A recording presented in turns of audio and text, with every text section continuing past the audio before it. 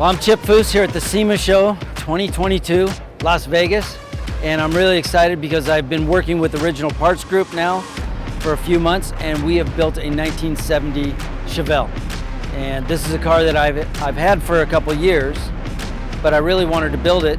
I talked to the guys at Original Parts Group. They said, can we use it at the SEMA? Put it in our booth. I said, yeah, that'd be great. So I wanted to make a few changes to it, but they had all the parts that I wanted to change because it is a 1970 Chevelle, but I always loved the double headlights in the front, and then it had a rectangular taillight in the back. But 71, 72 Chevelle had a double round taillight. So I wanted to use that bumper. They had those parts, everything that I needed. And I also wanted to run the 70 El Camino front bumper with the round marker light instead of the rectangle marker light that's on the Chevelle. So we switched out those parts. I made a couple other subtle changes, got rid of the keyholes in the deck lid and also in the door.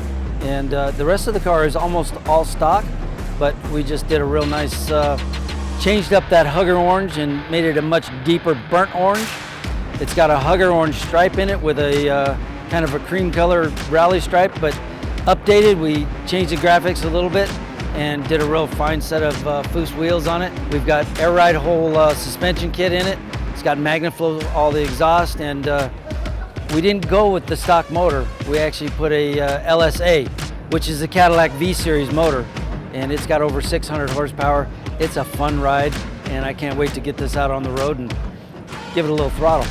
Originally, I was building this car for myself, but I had also built a 1967 C10 pickup for myself a couple of years back. And unfortunately, I sold it, but the owner who has the car now, he told me that he was interested in selling it, and I said, I'd love to buy it, but I can't buy it right now, but I'll trade you something. And he says, well, what do you have? And I said, well, let's start this way. What do you want? He says, I've always wanted a 70 Chevelle.